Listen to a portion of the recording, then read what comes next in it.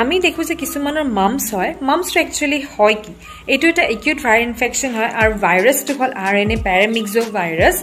এজন মাম্পছ মানুহৰ যদি সালাইভা বা থু আন এজন মানুহলৈকে যায় তেনেহ'লে বেমাৰটো হুঁচৰিব পাৰে ইয়াত ফুলি যায় এইটো কিয় হয় আমাৰ এটা সালাইভাৰী গ্ল্যান্ড আছে 90% অফ কেसेसত যেটো প্যাৰোটিড সালাইভাৰী Parotid salivary gland to infection hoy swelling hole etu hoy 10% of cases ot hai submandibular salivary gland involvement to hoy salivary gland hoy jot amar mukhot saliva produce hoy 4 pra 6 ba 8 বছৰ বয়সৰ লছলি এটো বেছিকে হোৱা দেখা যায় এই লক্ষণসমূহ হল চাকাটো ফুলি যাব ৰঙা পৰিব কানৰ ওচৰত বিষ হ'ব জ্বৰ উঠিব মূৰ বিষাব গা বিষাব ইয়াত ট্ৰিটমেন্ট কি কৰা হয় ইয়াত সিম্পটোমেটিক্যালি ট্ৰিট কৰা হয় যেনেকে